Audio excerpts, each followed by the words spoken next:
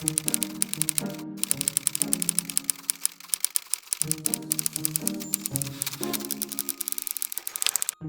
grandfather grew up in the central part of Spain. They lived in Beja, Spain, which is in the Salamanca region. My grandfather and 3 or 4 of his brothers came without their families to find employment. They first established themselves here, and then they were able to afford to bring their families. And they ended up in Standard above Sonora in the lumber mill. I know they were sitting around a campfire.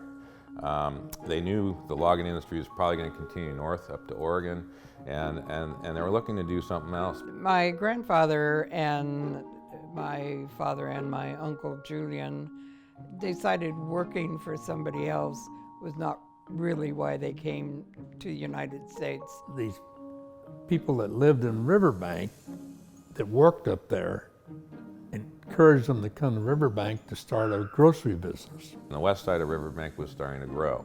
The downtown Riverbank was on the east side, so it was growing towards Modesto.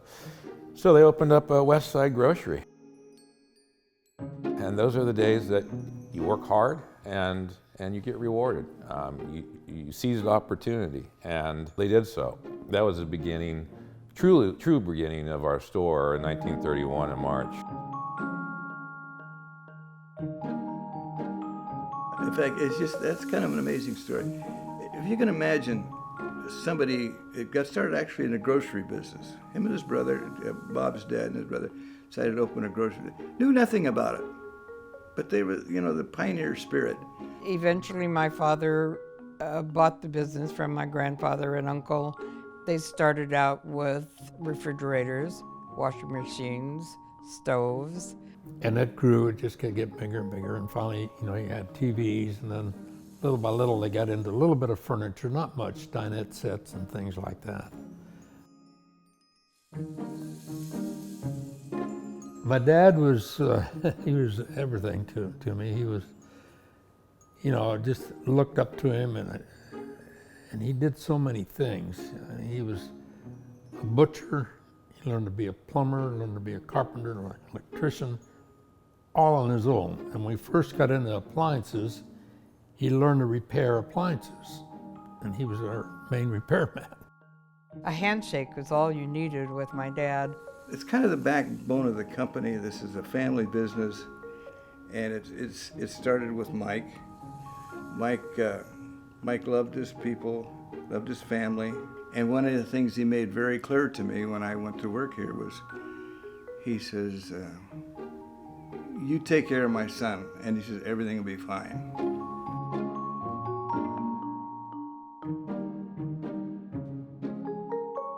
Grandpa wanted Dad to grow up in an environment that was about America.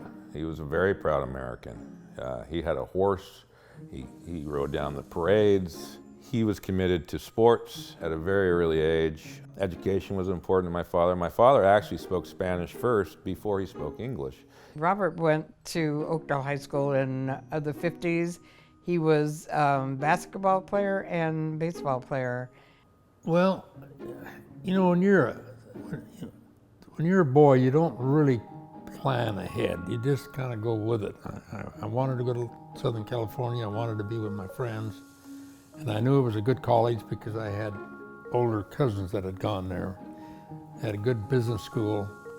And that was it. I didn't really say, I want to do this or that. I just decided I wanted to go there. And it was a great choice. It's where I met my wife. So it worked out great for me.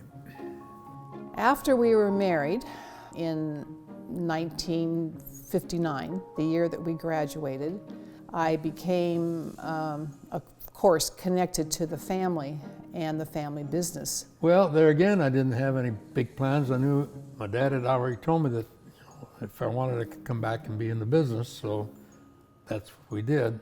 And then in 1961, we heard rumors that the Hershey Chocolate Company was coming to Oakdale. So we thought, well, we better get to Oakdale because Oakdale's going to really boom.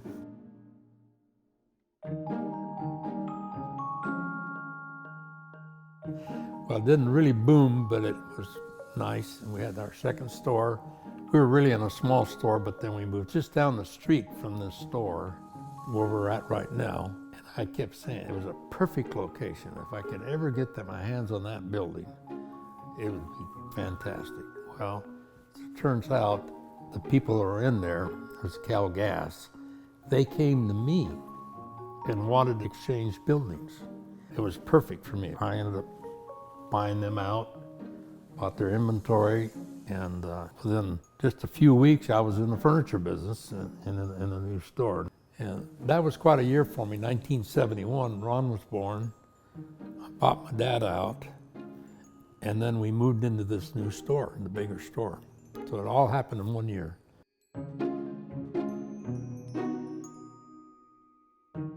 Ron was an only child.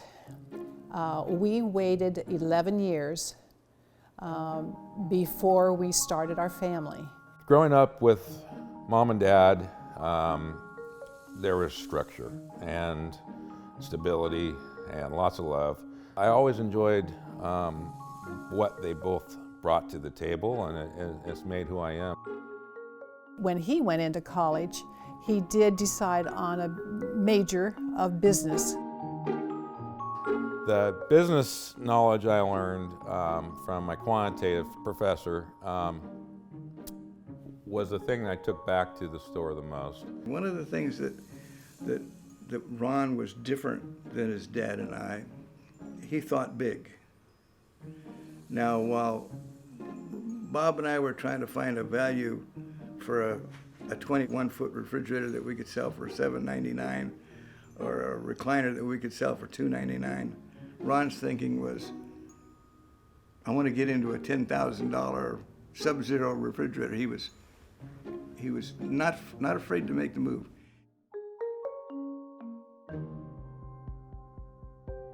As a whole, when you look back and wonder who you are, it's absolutely because of my parents and their backgrounds and the love they just poured into me.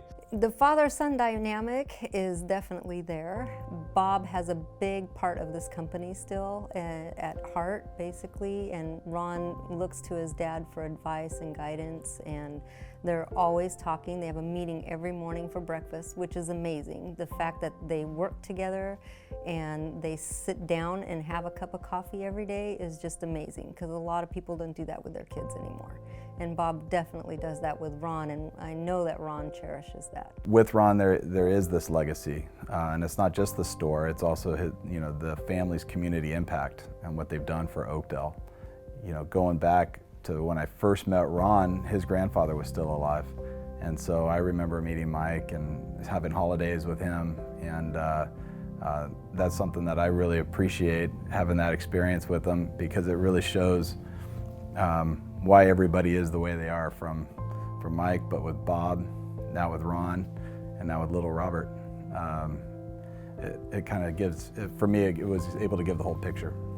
The fact that Bordona's is still here and that we're starting to, we no longer have Sears and some of these other big places, it's a true testament to how strong they are as individuals, as a family, the generations they've been here, and also how strong they've been in this community and how important they are to this community. I think they're a really strong staple. Local business is everything, especially for a Chamber of Commerce. Brick and mortar is what keeps communities alive. What keeps sales tax dollars is the biggest thing. Sales tax dollars keeps fire departments and police departments and city services. Bordona has done a great job evolving over the years too. And yes. In our community here, there's all sorts of demographics.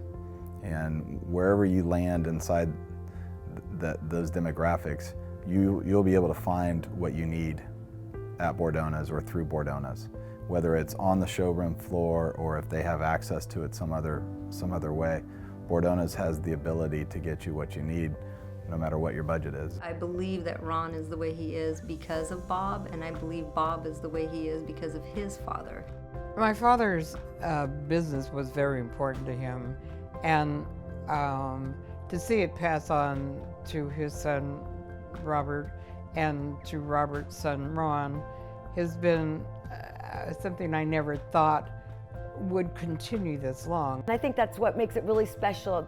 He's very family oriented, and it's very important to Ron to continue that.